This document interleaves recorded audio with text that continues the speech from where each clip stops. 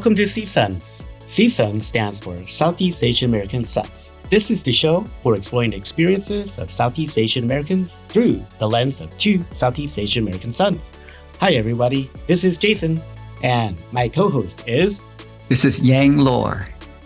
Hey Yang, welcome to Season 2, and it's May, which is Asian Heritage Month. So happy Asian Heritage Month to you. Likewise, well, you're out there in China. I guess you all don't celebrate it, but here in the U.S., there's been a lot of celebrations throughout the course of this month. So great to see a lot of social media posts from different organizations, different corporations highlighting the voices and contributions of their Asian American workers. It's interesting being Asian American in Asia because I think I share a perspective to locals here that they may not be aware of. I think there is an understanding that there is a diaspora that comes from Asia. I think, though, their interaction with Americans might be more with mainstream Americans or white Americans. It's funny because I think Michelle Yeoh was just awarded a presidential medal.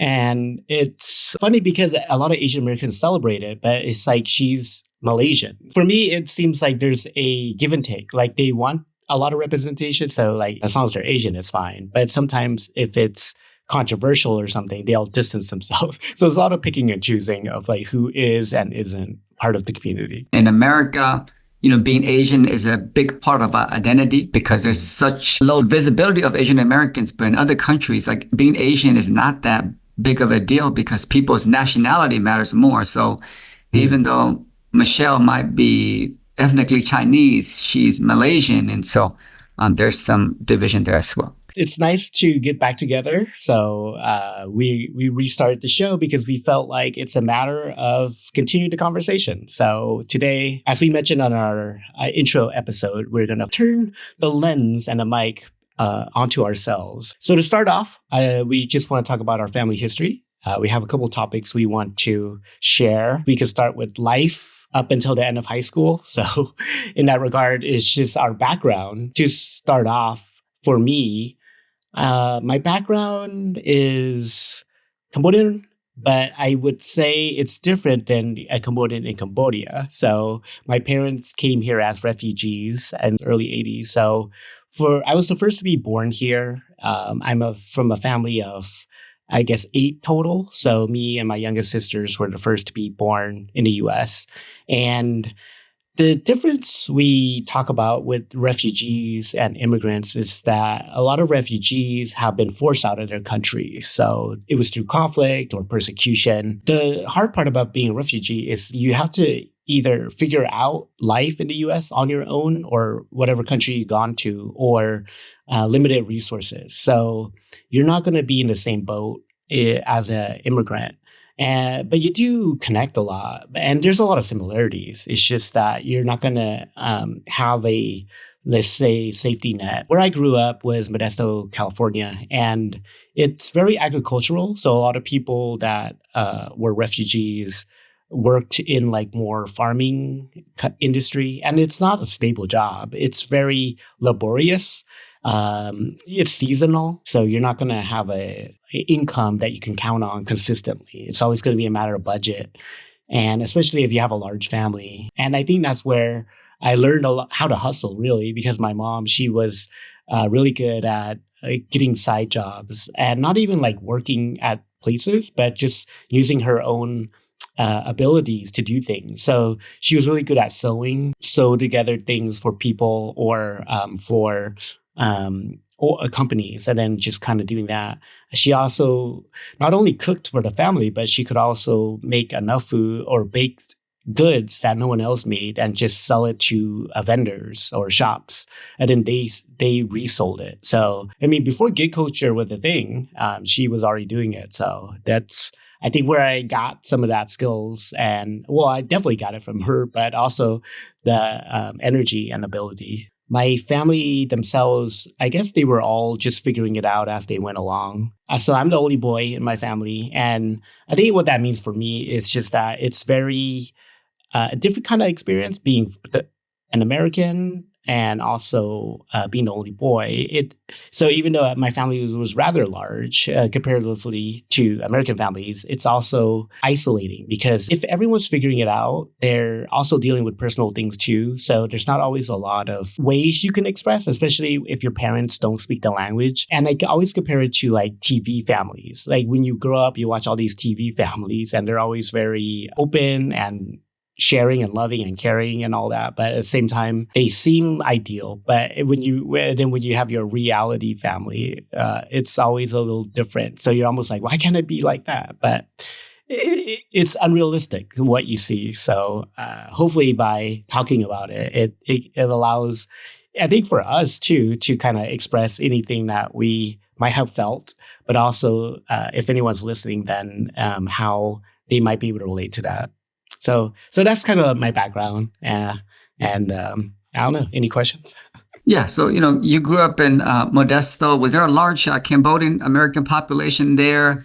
How did that affect you growing up, or did you feel like isolated as a Cambodian American? There was a community, and I think they live in different areas. So because a lot of refugees are very impoverished. They live in like poor areas that are a little bit more crime ridden and maybe bad habits, especially if people are going through trauma. They deal with it in different ways. So that might be led to alcoholism, or a way of bonding could be through gambling. People get together and they just start gambling. So a lot of different bad habits kind of develop from that. But fortunately enough, my family or my parents, they had a lot of foresight. So we didn't live next to a lot of Cambodians. So we were able to kind of be shielded from some of that.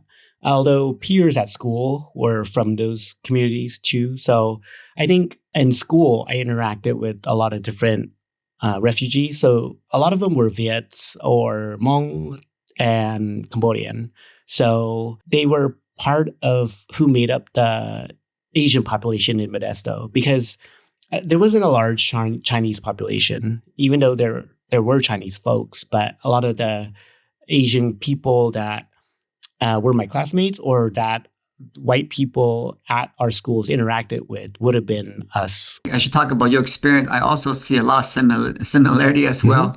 As you talk about those those other Asian families that were exposed to some of the negative effects of living in poverty.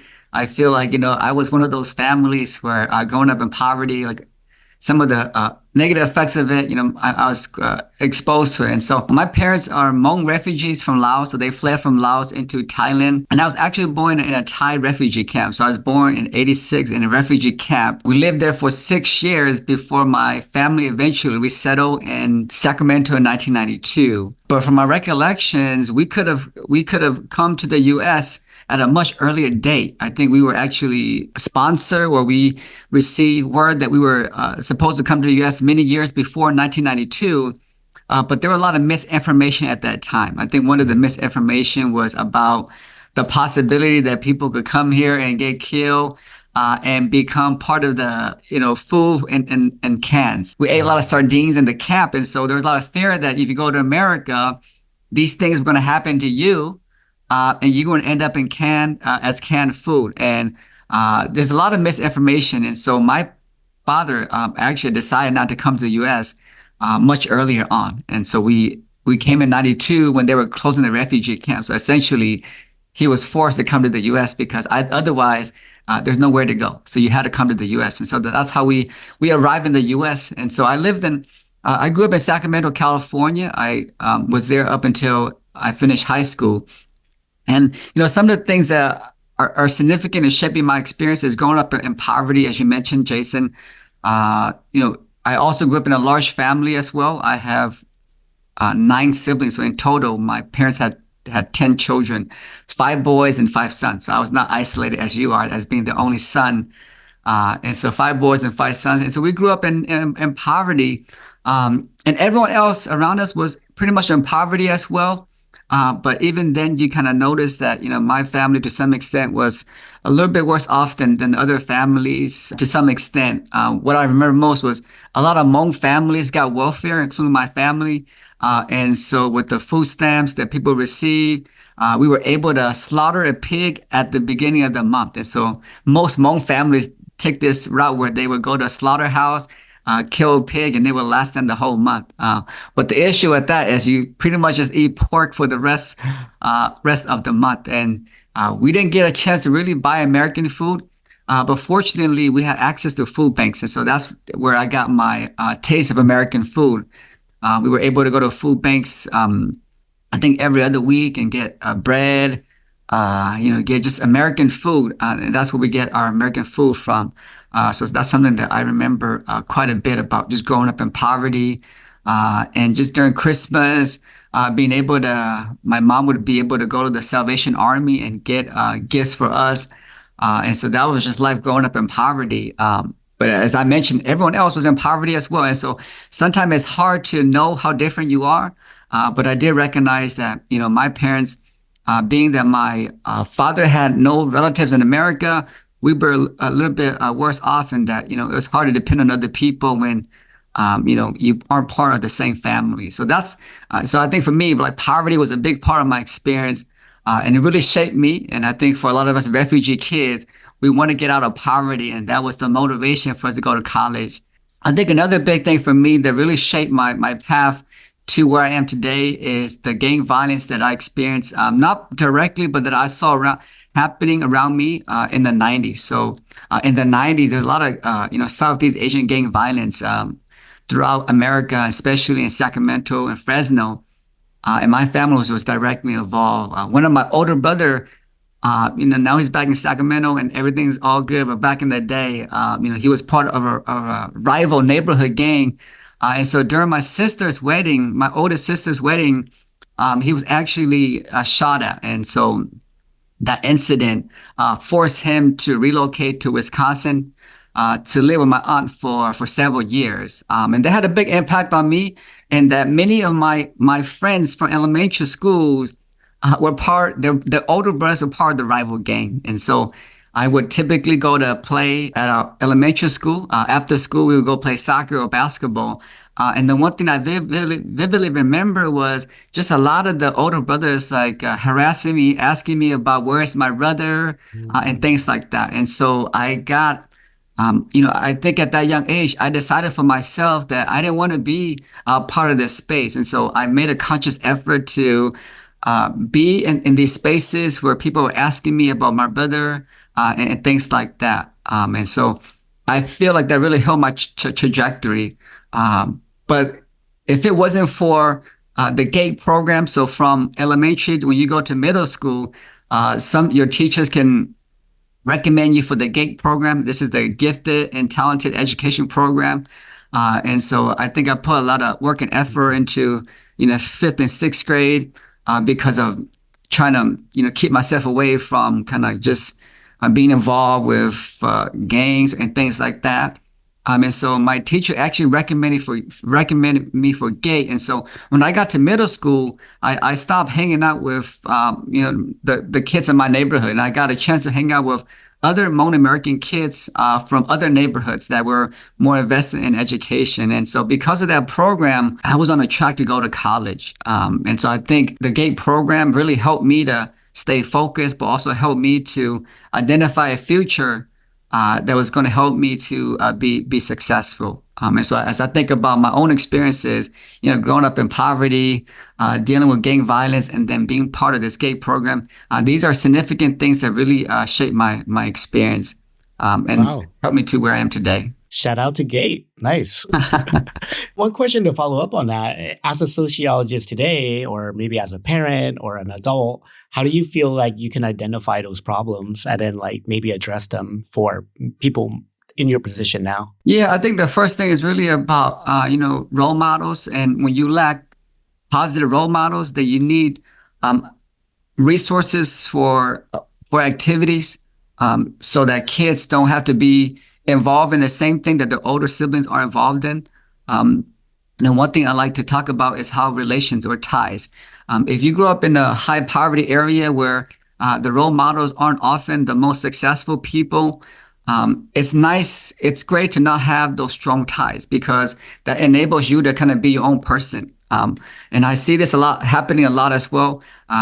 In many of the families that I grew up in, sometimes there was a lot of the very strong ties between the older and younger brothers. And so typically what the older brothers did, the younger ones would actually just essentially become that, the identity. And I think for me and my family, we didn't have that sort of ties. And so I feel like I was able to kind of be my own person. I didn't feel like I needed to live up to those expectations.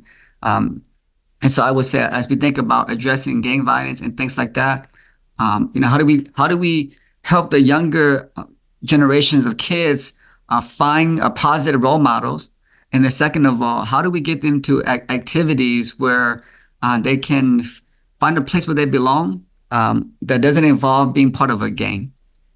That's a good point. I feel like, I guess because my family, we were kind of all siloed too, that because first of all, everyone in my family has a different career path.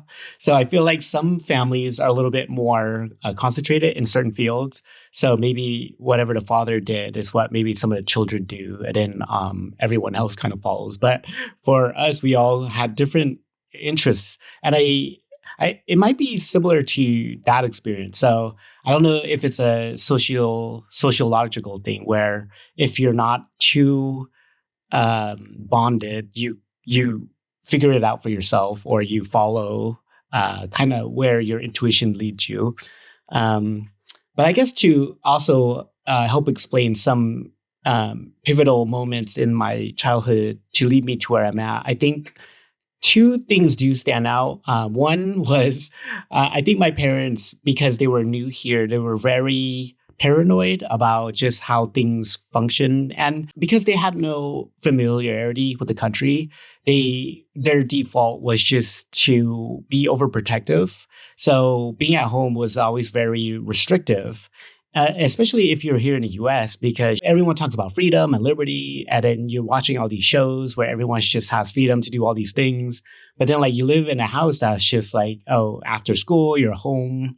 And then once you're home, then you do these things. So it almost seems like, well, why are we here if it's just like so constrained?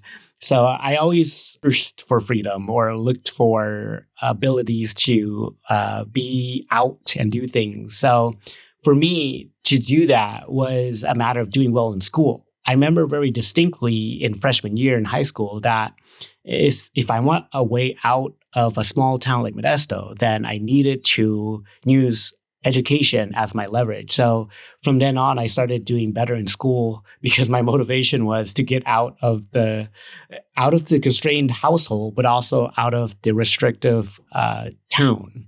So I focused on that, and I did well. I mean, I did well in elementary school. I think junior high was when I started slacking off. And then it wasn't until later in freshman year that I started to think I should do better. So it wasn't until I think sophomore year when I focused to do better. It showed me too that if I wanted to, I could, but also that doing well actually helps you move forward. Because I think in high school, there's a lot of peer pressure, and there's a lot of, it's always about fitting in and things like that. So if you don't let those things get to you, or if you're around supportive people and you actually do get to focus and do things, then that's a good thing too. So that's one moment that really stood out. And then the other big moment was no one told me about how to get to college. Like, how do you go to college? Because it's just like, that was always the end goal. But then it's like, people were taking SATs already, and people were already applying to colleges, but no one even told me anything about that. So I had this moment during lunch. I remember very distinctly during lunch, I was just like, oh, how do I move forward? What do I do? So this is why, or how I ended up in community college at my hometown. So I decided, because I didn't even have a major. No one even told me like I needed a major or anything. It was just like, you go to college and that's it. So it sounds stupid in general. It's like, how could you be that stupid? So it's just like, well, I guess if you're not really helped and if you don't even know what help you need, you can't really ask for it. So, and there's really no guidance either. So it almost seems like, if there were other kind of resources or things, it would have helped. But anyways, I thought my experience actually was beneficial because being in community college is cheaper, but also I got to do work there while I was working. I mean, going to school. That allowed me to, I think, help develop me in my path. Earlier, you talked about kind of peer pressure, and I don't know about you, but maybe we can talk about this as well. I wasn't like the popular kid. I saw a lot of people they wanted that popularity, and so for me, growing up, let's say high school, the popular kids they were like adults already. Like they have bills to pay. They work in high school. They have a car. They have a girlfriend. And so sometimes those kind of identity, those kind of models, role models are very attractive to young people. And that's what they look out for. It's like, once I get to high school, if I can work, I'm going to work. And so sometimes that peer pressure gets to them. And so I think for me, not having to live up to that expectation, plus I didn't care much about those things, kind of enabled me to not feel like I needed to fit in. And so it allowed me to kind of be myself. How about you? Did you feel any sort of expectations to live up to be a cool person, a popular person, or to be a specific person?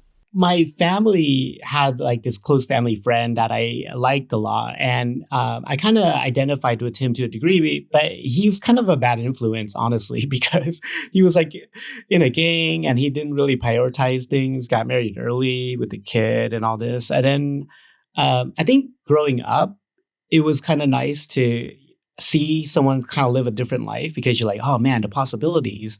But then as he kind of turned out, it wasn't really ideal. If you're lacking something, you almost kind of gravitate towards things that seem better, but those things that seem better may not actually be good. So even if I wanted to be part of like any kind of cool thing, I felt like I wasn't really fit. I don't fit in that. And I always feel that way, even now, like I'm kind of an outcast, even being out here doing things, because there in the US, I think there's definitely a certain mindset, especially if you identify more in like a group setting.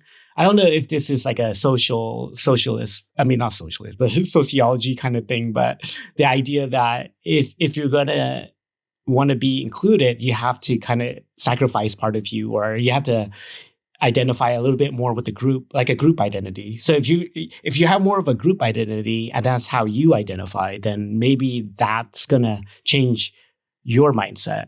But for me, I never really felt like I could give up that much of myself, or if I did become part of a group, it'll be them including me, not I have to absorb what they do. I think that's what kind of sets us apart from like some of the peers we grew up in, where I think when people are comfortable with that identity, they just go with the flow. Like they fit in easily. They don't think much about who they are.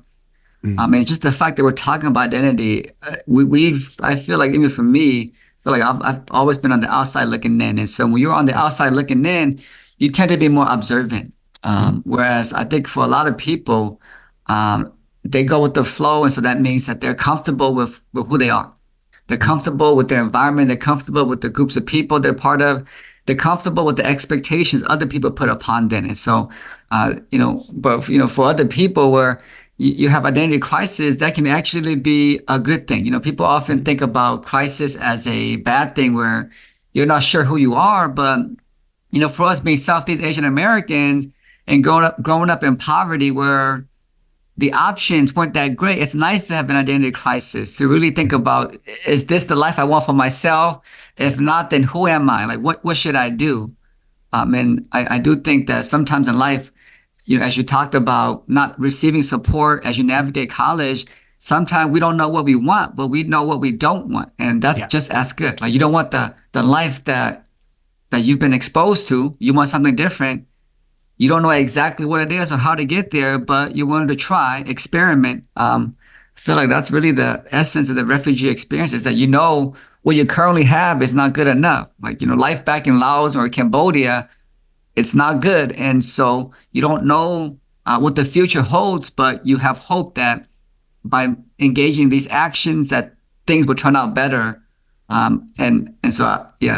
do think that what we're doing is a reflection of the refugee experience, refugee spirit that our parents took with them as well. Yeah, it's a really good point. Motivation comes in many ways. So hopefully you get to decide or make a choice that you want to go. But if it's forced, then because the thing about being a forced motivation would be like maybe you're limited, but if you have your own motivation or influence, then you get more decisions. I think overall that's what makes the most out of any difficulty, because instead of people always having to face the same difficulty, it's like maybe if there's already a foundation or support, then they can build off of it. So people don't have to keep reinventing the wheels. And I think that's the thing about society or problems in the world. We don't always have to invent solutions. The solutions might already be there. Yeah, I think just goes to show, as we talk about experience, how maybe not how unique we are, but how different we are. We've experienced like professional success. We're at a point where we're comfortable with our career trajectory. We're doing things that we enjoy. And that's very different from a lot of the peers we grew up in. And that's just the reality is we've been fortunate. We've been privileged. Of course, privilege doesn't just come because of luck. We've worked hard for this, but also, privilege also includes, some people work hard and they never achieve their dream. And we work hard, and we've been fortunate to be able to work in fields that we enjoy. But we are the outlier. And I just hope that, in the future, we're not necessarily outliers, but we are part of the, just the common core of what people are able to do. And I think just a reminder for us, and as well as other people out there who grew up in similar circumstances, that there are still young people out there going through what you've gone through. And let's find ways to give back to our community. One thing I like to tell a lot of professionals I meet is, you can get comfortable, and comfortable means you just accept things for what they are. You go with the flow. But think back to your childhood, your adolescent, and some of those challenges you experienced. Young people today still experience that. So wherever we can give back, find ways to give back, because young people need role models. They need support. In the spirit of SEAASons, I guess if you were to give your childhood a seasoning rating, what kind of flavor or taste do you feel like your childhood leaves in your mind? Instead of just a specific flavor, what kind of food or does your childhood growing up, what comes to mind? This is a great question, because lately I've been telling my wife this, like, I'm like, we need to celebrate. I finished teaching. Yes. I don't crave fine dining. I actually crave like traditional Hmong and Lao food. I was telling her, I want like a boil or steam, like fresh chicken. Typically, these are like chicken that exists in somebody's backyard. Like my mom in Sacramento, she has chicken in the backyard. I just want like fresh killed chicken.